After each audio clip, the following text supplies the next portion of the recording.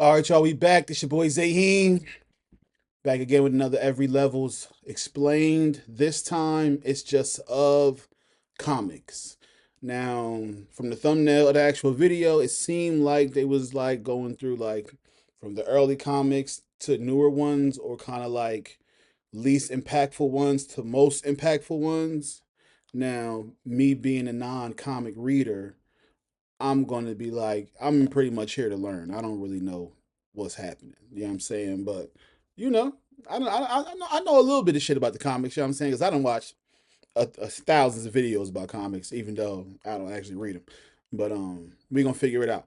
Make sure y'all like and subscribe and hit that notification bell so you can stay updated with all the videos we drop. There will be one every day from now on. You know what I'm saying? So let's get to it. One trash. Damn. All-star Batman and Robin. Frank Miller once redefined Batman with Year One and The Dark Knight Returns. Okay, so that's what they're doing. Weak comics. So I guess it's pretty much the masses' opinion on these comics. Because from what I hear, I everybody hates All Star Batman and Robin. You know what I'm saying? So let's see about that. 2 decades later, he brought out All Star Batman and Robin, and readers couldn't believe what they were seeing. The series ran from 2005 to 2008, meant to be part of DC's All Star line, prestige titles where top creators put iconic heroes in bold, definitive stories. Instead, it became infamous. The book is remembered less for reinvention and more for one line of dialogue that burned itself into comic history. I'm the goddamn Batman. The writing style is the core issue. Miller's What? Batman doesn't read as a brooding tactician or a flawed human wrestling with his mission. He's written like a sadistic parody of himself, verbally abusing a newly orphaned Dick Grayson, kidnapping him, and forcing him into the role of Robin in ways that Hold on. Who thought this would be cool for Batman? You made him a fucking kidnapper? You know what I'm saying? Look at Robin's face. He looked like he been assaulted. You know what I'm saying? Who did this? Frank Miller? Yo, you watch out for Frank Miller. What I say the other video about Franks? See? Frank Miller. Watch out for Franks. They off the chain. felt abusive rather than heroic. Scenes veer into melodrama with repetitive narration and juvenile dialogue that critics called self-parody. The Juvenile disconnect Donald. between intent and execution turned the book into a meme long before comic memes were a thing. Delays compounded the disaster. Issues often shipped late, stretching a 10-issue series across years, so whatever narrative momentum existed fell apart. Instead of feeling like a sweeping reinvention, the story came across as a stitched-together experiment. Even fans who defended Miller's early Nonsense. extremes in Sin City or The Dark Knight Strikes Again found this one incoherent. On the writing front, it was a showcase of how tone, pacing, and voice Said can derail incoherent. even the most bankable concept. Marvel. Written by Marvel president Bill G. Mass in Oh 2002, the well, we know series what was type of time he was a on. side initiative, a publicity stunt where Marvel launched 3 books and let fans decide which survived. Jamas wrote Marvel himself, and the result was 6 issues of baffling storytelling. On paper, it was supposed to be satire, poking Yeah, fun all at right. comics, the industry, and even Marvel's own history. In practice, it read like a series of inside jokes Look jammed at together that. with character. That Characters looked who like a dissolve little Kim into cover. You know what I'm explanations, saying? Like a little Kim character album cover. Hey, resolutions, and crazy. digs at DC Marvel. and even Stan Lee. And most of the humor leaned on meta references instead of actual story structure. There was no consistent narrative drive, no central conflict, and no sense of payoff. Critics didn't hold back. Reviews at the time called it a vanity project and the worst Marvel comic ever published. The I satire mean, lacked a target audience. If you weren't I can already see that. Look invested at in this. corporate boardroom rivalries at Marvel, This most is of the dialogue ridiculous. was Greg Horn off the unintelligible. The chain. book ended after 6 issues, quickly forgotten except as a case Hey, study in what crazy. happens when the person You, running the company. listen, man. You know what they was trying to do. You feel me? Young, but they got the bombshell redhead ass naked at the door with pizza, belly beer. I guess that's like the worst beer, the cheapest beer, the best tasting beer. I guess that's the shit the youngsters love. Then she got they look like VHSs. They ain't even DVDs. She got the VHSs. So this ain't even like your new era young boy. This is the back in the day young boy where it was hard to get porn. So they was like super horny back in the day. It was like over horny. You know what I'm saying? So it's like she come with the tapes, the VHSs, the fucking porn, and they pornos too. Super violent, gory anime on one of them. Sports highlights on one, and the other one just say smut. This one say world's worst crashes. Ain't that what every young boy was watching when YouTube first came out? You feel me? When they just watching that? Wasn't they watching fucking bum fights and shit? And then she got the PlayStation with her with two joys. So basically, she gonna play with you. So you ain't even gotta play Dolo. She brought an extra joy, so she can play too. And got the pizza for you just in case you get hungry. Only and she got the football if you wanted to go throw the pigskin around. Only thing she missing is the kill. You feel me? If she had the kill, the young boys back in the day, they'd ate this up. You know what I'm saying? That's why I said. That's why the critics said it was terrible. But I bet whoever was 13 when this dropped, they loved it. Decides to write comics without editorial restraint. From a writing perspective, Marvel is I a mean, that just perfect looks stupid. Right? example What the of fuck when is that? a comic lacks structure. Instead of arcs or escalating tension, you get scenes The dog involved? by The dog is sarcasm. pulling off the Superman, panties. son of Oh, now, unlike All-Star Batman and Robin shit. or Marvel, Superman, son You of Batman, know, wasn't I remember seeing that before, but I thought it was AI. I'm sorry. I thought it was AI. I know that was a real thing. You know what I'm saying? But all right.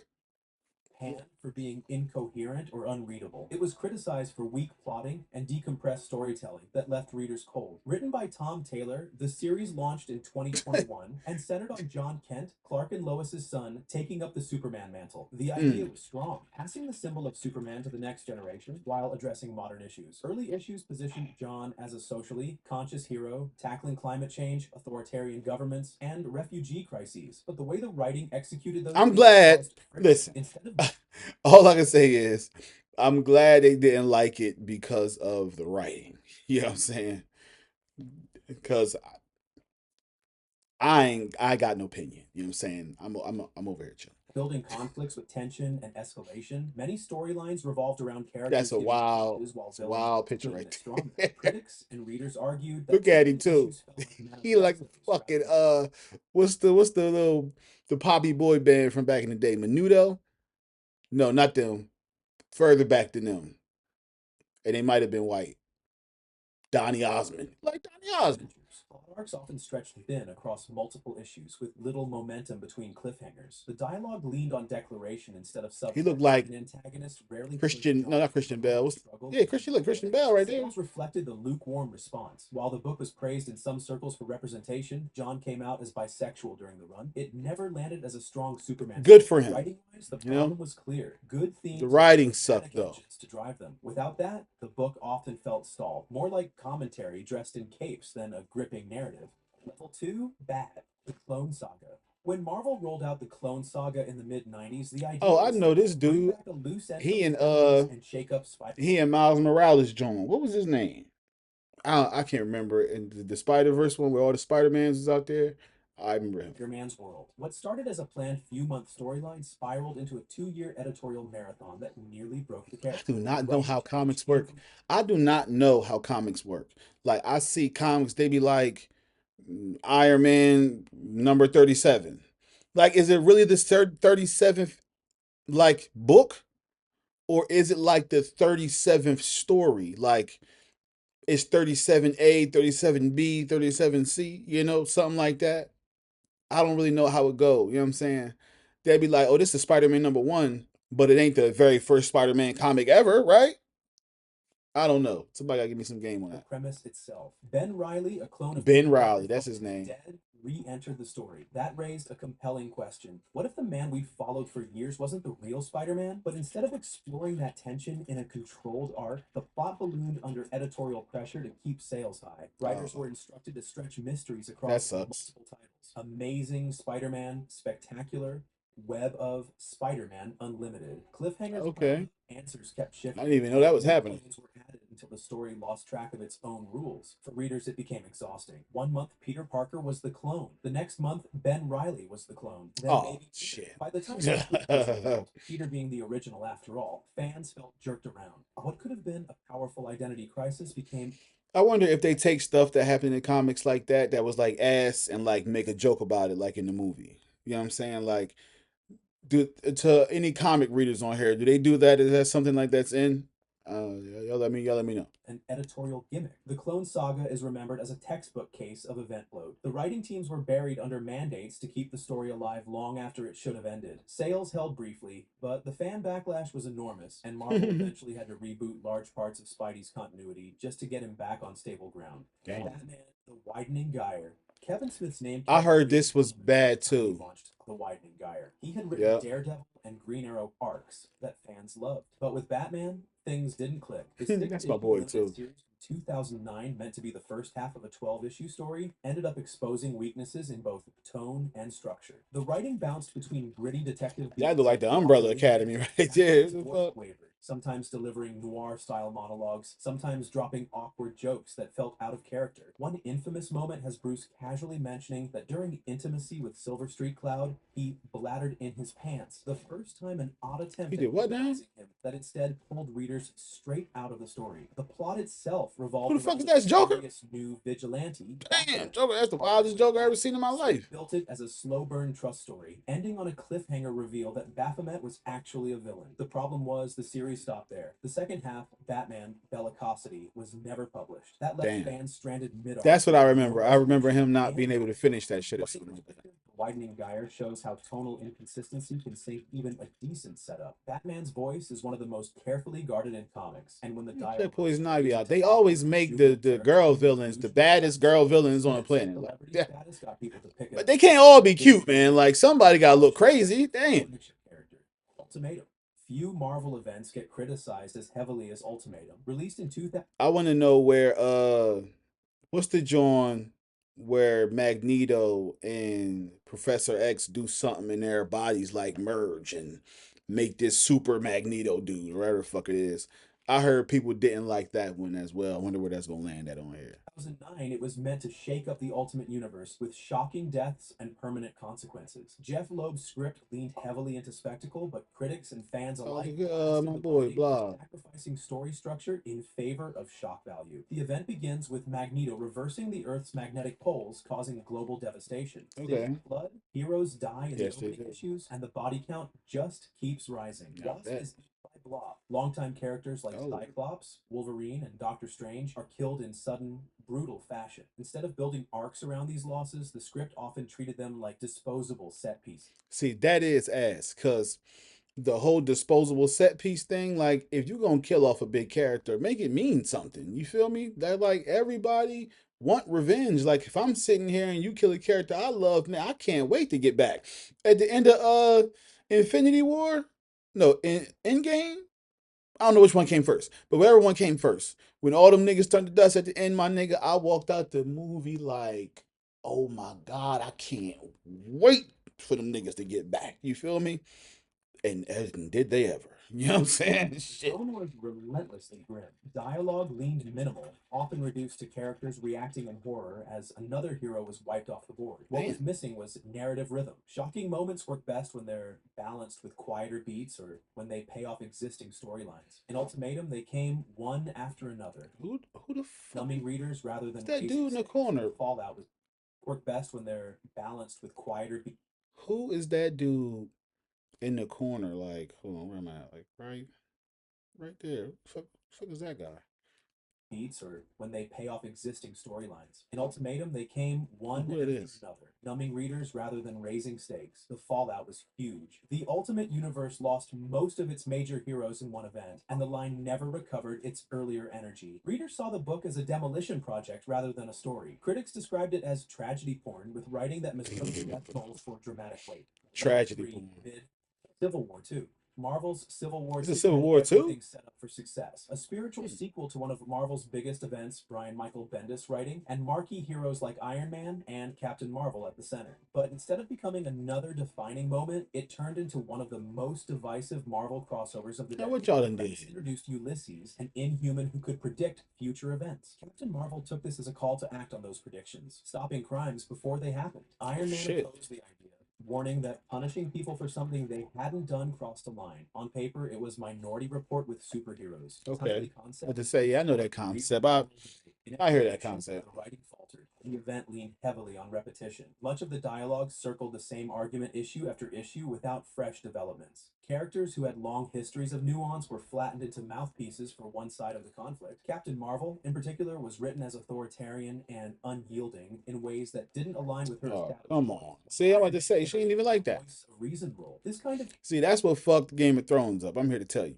When you doing some shit that's got some type of backstory already, you can't just pivot and just say, oh no, this person to do this now all of a sudden. You know what I'm saying? That shit don't make no sense. characterization made the conflict feel forced, more like chess pieces moved for drama than believable clashing Oh, that perspectives. should say The other number issue zero. was pacing. Core What? issues often felt thin, with major plot beats outsourced to tie ins. Readers who stuck to the main event sometimes felt like they were missing critical context. The supposed centerpiece, Iron Man versus Captain Marvel, didn't build into a carefully escalated showdown. It jumped. Iron Man versus Captain Marvel sounds insane. Captain Marvel can pick her teeth with Iron Man. You understand? Why is that even a thing? Iron Man was already beefing with Captain America. Like it should have been somebody different, probably. From argument to tragedy. The death of War Machine and the injury to She Hulk early in the story were shocking, but instead of Who having all deepening the the hair? narrative, they Damn. looked like shortcuts to create tension. By the time the series wrapped, the fallout didn't match the buildup. Ulysses ascended to some higher plane of existence, and the moral questions raised at the start were left hanging. Justice League, cry for justice.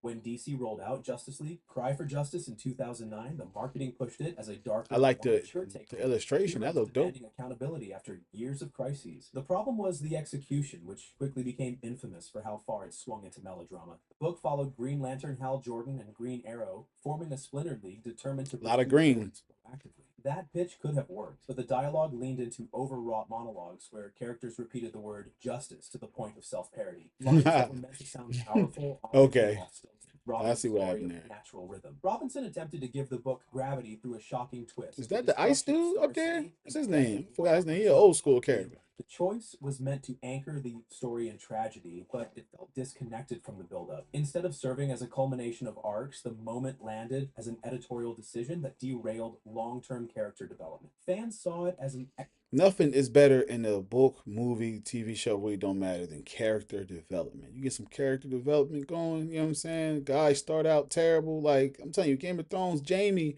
was I wanted Jamie to die early. Get him out of here. You understand? And then he ended up being one of my favorite characters. So, that's just great writing.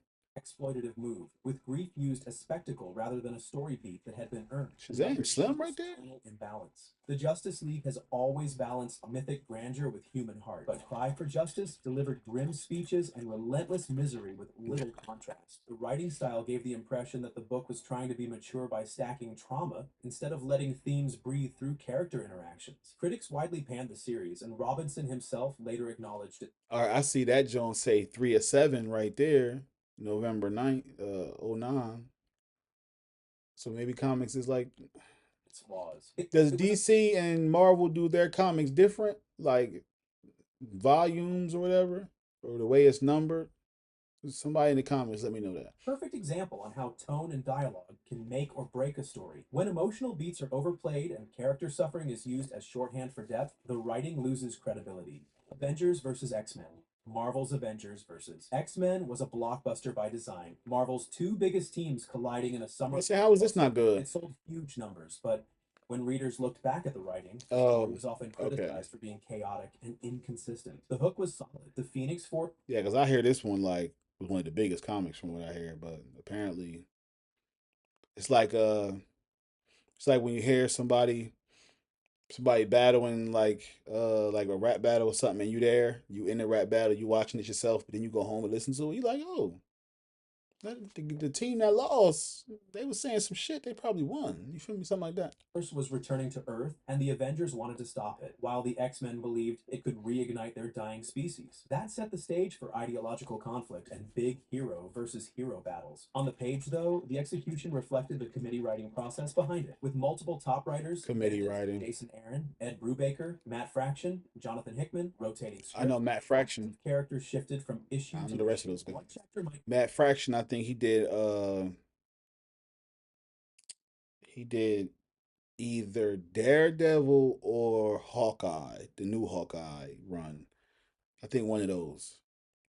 Capture a hero perfectly. The next would flatten them into a plot device. The story's pacing was another sticking point. Early issues leaned on splash page fights without much Oh, this sense, is the while the mid tier middle though, dragged. right? So this The ain't inspired like storyline the where worst of the worst. Cyclops, Emma Frost, Colossus, Namor, and Magic absorbed the Phoenix Force. That idea had potential of showing how power corrupts and testing the bonds within the X-Men. Instead, it rushed through transformations and then burned them out too quickly, never giving the conflict the depth it deserved. The finale leaned on spectacle rather than resolution. Cyclops, possessed by the Dark Phoenix, killed Professor X, and the conflict ended with Hope Summers wielding the Phoenix to reignite mutant kind. It was big, it was flashy, but it left many readers unsatisfied because the moral core of the story, the debate over the Phoenix, was lost in the noise of constant escalation.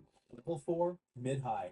Dark Knight Strikes Again. When DC Oh, mid announced high. That was Frank mid Miller was low. returning It's to mid his high. legendary Okay. Dark Knight Returns universe, expectations skyrocketed. But The Dark Knight Strikes Again, which ran from 2001 to 2002, quickly became one of the most polarizing sequels in comic history. The writing leaned into chaos. Miller packed the pages with dozens of characters, from Superman and Wonder Woman to obscure Golden Age heroes, often juggling them in rapid-fire scenes that left little room for development. The structure Damn. resembled a political cartoon more than a tight narrative, with media cut-ins, satirical commentary, and exaggerated dialogue dominating the flow. The Oh, that's tone was something I can never deliberately read right there. hyperbolic, lampooning politics, celebrity culture, and even Frank Miller. I know Frank Miller hypocrisy though. itself. Matter of fact, did I just say something about Frank Miller earlier? Year one and Yeah, we was talking they about. are so We was just talking about how wild Frank is. Now, Frank, it's the second time I seen you, Frank, and this is mid high, still mid though. You know what I'm saying? I know you got something in the top because everybody got like a terrible one, okay one, and a really good one. so gripping. DKSA read like a loud collage. Heroes cracked exaggerated one liners. Villains were written as grotesque caricatures, and the pacing lurched between action and satire without a stable rhythm. Critics pointed out how dialogue often repeated itself or leaned What's up, into Batman absurd gloves? extremes, What the fuck was undercutting that? emotional impact. The ambition was clear. Miller wanted to blow up the superhero genre as commentary on American decline, but the writing often lost focus in the club. While some praised it as bold and Oh, cool. So it's experimental, like old most readers Batman. He thought the look old story as had fuck. drowned under its own excess. Heroes in Crisis. DC's Heroes in Crisis was pitched as a murder mystery combined with a meditation on trauma. Tom King, coming off acclaimed runs on Vision and Mr. Miracle, set out to explore what happens when superheroes seek therapy for the damage of their double lives. The setup had potential, a sanctuary called Sanctuary, where heroes could confess their Of pain course. only to become the site of a massacre. The A first issues were sanctuary called structured like Sanctuary. confessionals, short monologues where characters spoke directly to readers about their inner struggles. This Rashomon style device gave the book intimacy, but the core mystery unraveled in a way that frustrated fans. Wally West, one of DC's most beloved speedsters, was revealed as both the victim and the killer, an accidental What? murderer who manipulated time to cover his tracks. The reveal landed badly. Many readers felt Wally's voice had been bent to fit the twist, rather than the twist emerging naturally from his character. The choice Right. overshadowed the book's original intent, which was to explore trauma with empathy. Instead, it became remembered for turning a fan favorite into a plot device. Another sticking point was tone. The confessionals often struck genuine chords, but they were Damn. intercut with blunt violence and forced detective beats. Dialogue leaned heavy on repetition. I mean, I love me a good mystery, you know what I'm saying? But you got to nail it, you know what I'm saying? Because I know everybody just can't write no mystery, you know what I'm saying? Like, because you got to know what's going to happen while you writing. You can't, you can just write yourself into a mystery, you know what I'm saying? You got to have your ending already. Stylistic choice King is known for, but here it amplified the sense of stagnation. By the time the resolution arrived, the message about trauma felt diluted by the mechanics of the whodunit.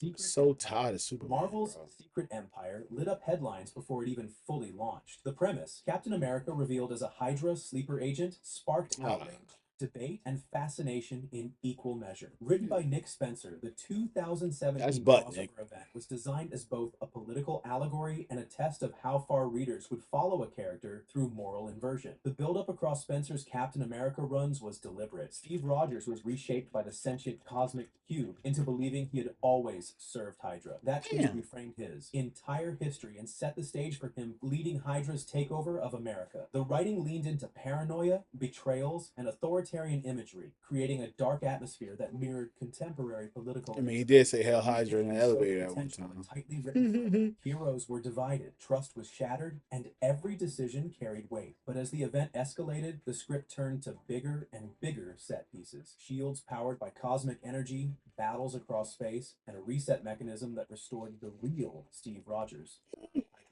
The resolution felt like a quick escape Keep match, going. undoing the very premise that had made the book so controversial. From a craft perspective, Secret Empire is fascinating. The voice was consistent, the pacing early on was sharp, and the allegory was clear. But the ending leaned too hard on Deus Ex Machina, leaving readers feeling like the buildup outweighed the payoff. Level 5, good. Planet Hulk.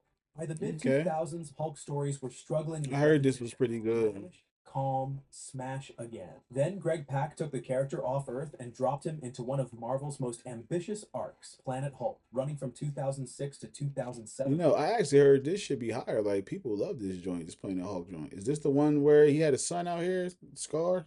Across Incredible Hulk number 92 to 105, the storyline gave Hulk a new setting, a supporting cast, and an arc that turned him from brute to leader. The writing used a classic mythic template. Hulk is exiled by the Illuminati, heroes who fear his destructive potential, and lands on Sakaar, a brutal Sakaar, planet yeah. ruled through gladiatorial combat. Hawk structures the story as a progression. Captured slave, champion fighter, revolutionary leader, then reluctant king. The pacing is deliberate, each phase escalating Hulk's role and showing new dimensions of his character. What made the writing stand out was how it gave Hulk language and community. Instead of endless roars, he formed bonds with the Warbound, characters like Korg, Meek, and Kyera, each My written with boy. distinct voices and arcs. These allies grounded Hulk, tested his resolve, and reinforced his growth. By the time he marries Kyera and takes the throne, it feels earned, not forced. The tragedy comes when Sakaar is destroyed by an explosion. Yeah, he sending went Hulk fucking back to Earth, crazy. furious and grief-stricken. Yeah. That ending set up World War Hulk, but on its own, Planet Hulk is remembered as a complete narrative. Pak pulled off what many runs hadn't. He gave Hulk an identity beyond rage, structuring a story that hit like an epic poem disguised as a superhero comic.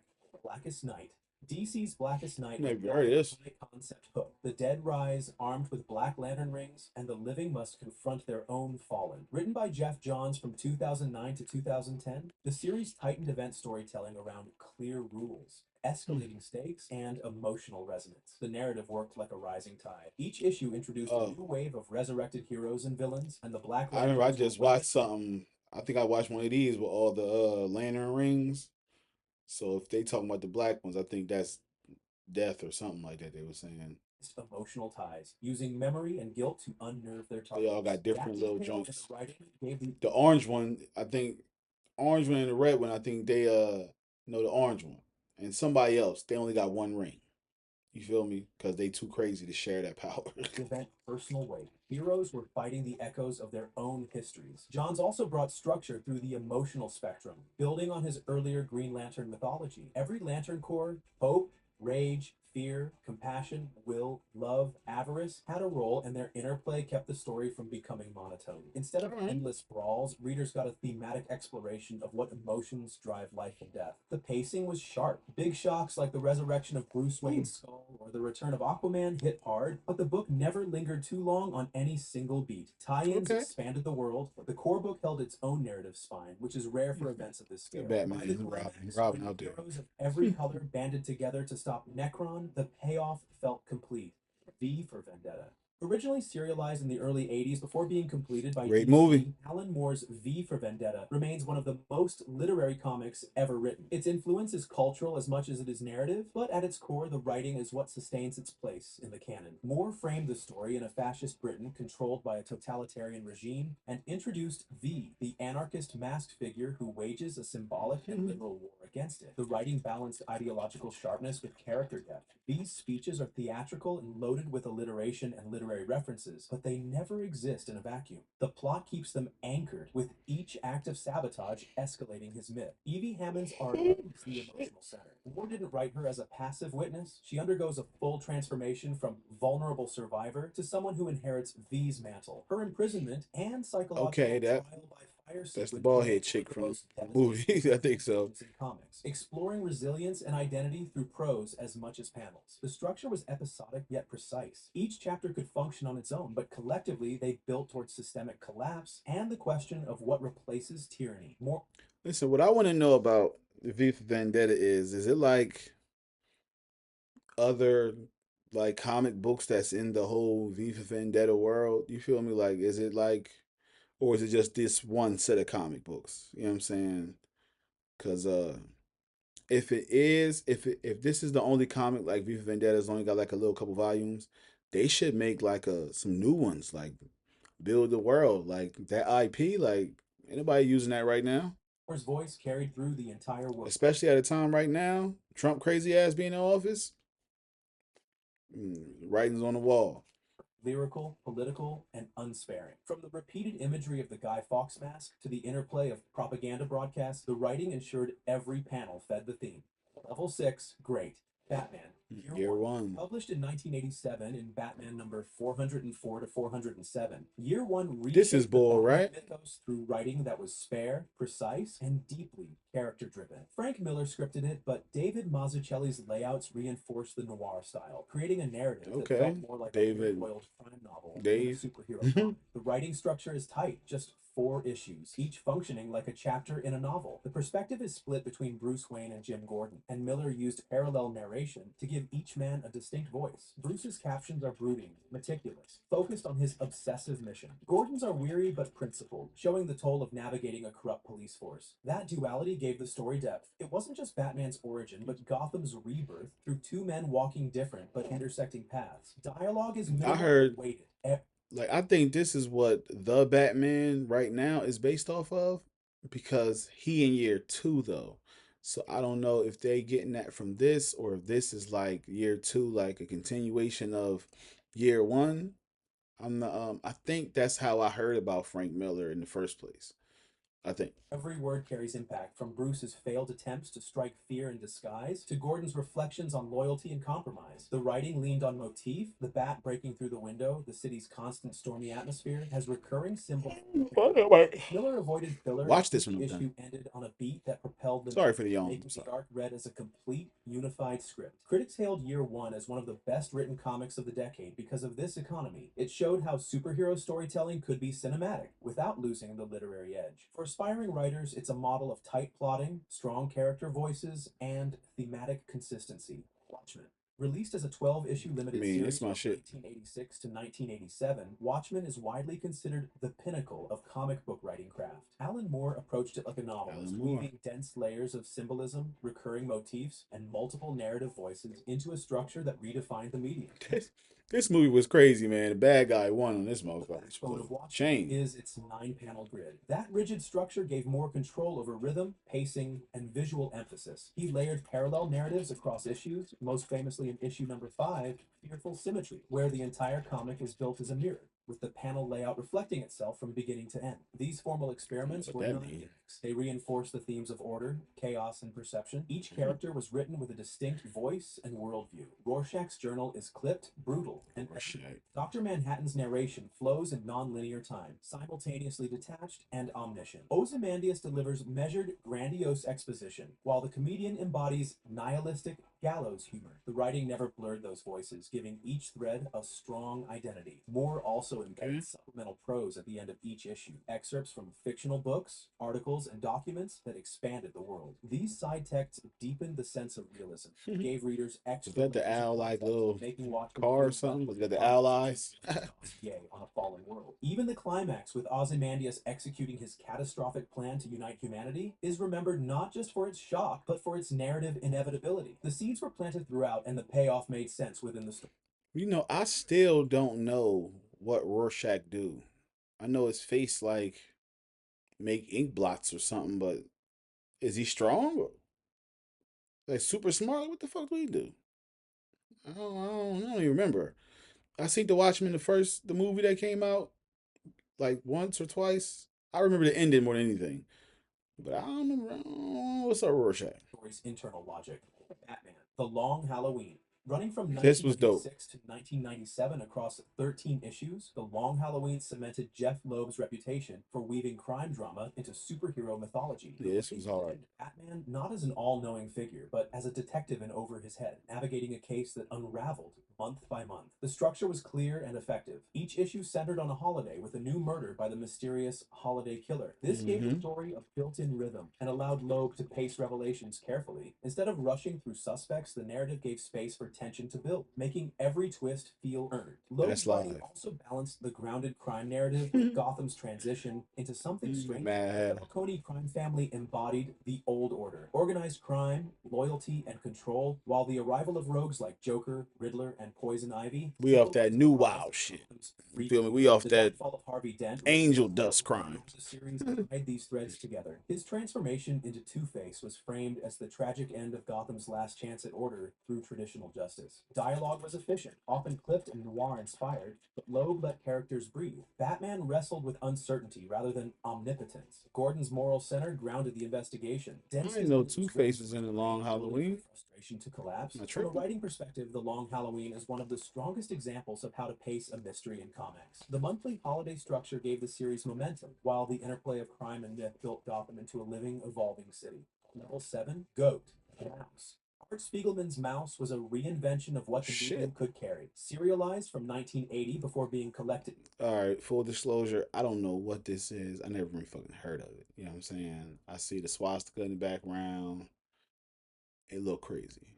Into 2 volumes. The book told the story of Spiegelman's father, Vladek, a Polish Jew who survived the Holocaust. What made the writing groundbreaking was the way it layered history, memoir, and metafiction into a single narrative. The central device around depicting Jews as mice, Germans as cats, and Poles as pigs was Spiegelman's way of using the grammar of comics to simplify and amplify identity, making the horror legible without stripping it of weight. His writing didn't sensationalize Vladek's trauma. Instead, it leaned on precise detail. How Vladek bartered for food, the texture of hiding in attics, or the paranoia of post-war life. At the same time, Spiegelman wrote himself into the story. Panels cut between Vladek's past and Art interviews. This seems serious. That's deep. Frustration. Art resenting his father's stinginess, or feeling burdened by turning trauma into art, created a second narrative about memory and representation. Few comics before Mouse had ever been this self-aware about the act of storytelling itself. The result was the first comic to win a Pulitzer Prize in 1992. Damn. From a writing standpoint, Mao is meticulous, unflinching, and layered.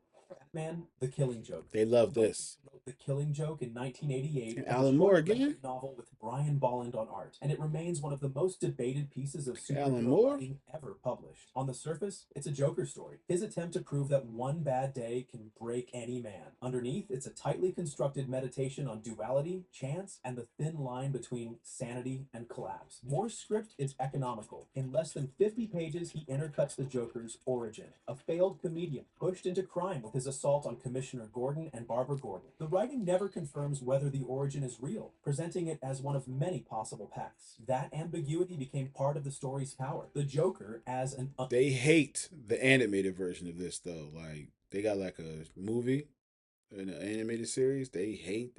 that's all I hear is how bad the Killing Joke movie was. But they love the comic. Unreliable narrator of his own life. Dialogue is sharp and deliberate. Joker's speeches spiral between humor and nihilism, while Batman's lines are clipped, direct, and weary. The structure builds toward their final confrontation, staged almost as theater. Batman offering an olive branch, Joker answering with a joke. The infamous ending framed in silence and laughter. Moore left the conclusion unresolved, a choice that critics and fans still debate decades later. Well, I hate that. Has drawn both praise and criticism. I am not the ambiguous ending guy. I want to know what the fuck happened. You understand? Why do y'all think we want to figure it out ourselves? I don't want to come home after a movie and like, you know what? To me, this happened. Like, what the fuck? I'm not here to write no movie. I'm not writing the ending of this shit.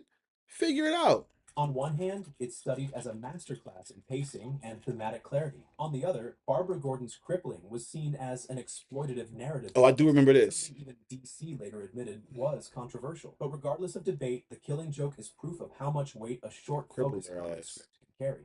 The Dark Knight Returns. In 1986, Frank Miller This is reimagined old Batman The Batman. Dark Knight Returns, and the Thank writing reshaped how superhero comics were seen worldwide. Instead of telling another adventure of a prime era Frank Bruce Miller Wayne, Miller again. set the story in a near future where Batman is older, retired, and pulled back into action as Gotham collapses. The script was fragmented, layered with TV news Yeah, we commentary, got that big overlapping chin, narration, and that Batman's own motherfucking box ass internal head, them monologue. little Miller used ears. these voices not just to Yeah. move the plot, but to frame Gotham as a living, chaotic entity. Every page read like a conversation between the myth of Batman and the society reacting to him. Miller's Batman voice was brutal, obsessive, and relentless. His narration carried weight, turning simple actions like suiting up or striking fear into criminals into mythic moments. At the same time, the writing explored ideology through conflict. The Joker was Oh, given yep, a got chilling that's a introduction. joint. You got a girl Robin. Batman's war with That Riddler one. was framed as a clash of worldviews as much as fists. The pacing was deliberate. Each of the 4 issues had a distinct arc, building toward the final confrontation and Batman's symbolic rebirth. Dialogue was often clipped, almost militaristic, but every line reinforced character. Miller literally wrote a political thriller, a satire, and a myth all at once. The comic proved how the medium could rival novels and film in complexity. It was a manifesto that comics could be written with the same ambition as literature. And that's it. Now to you, if you could erase one comic from history and replace it with another, which one would it be? Comment down below.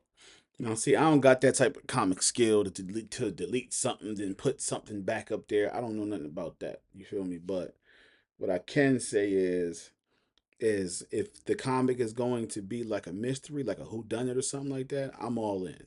You know what I'm saying?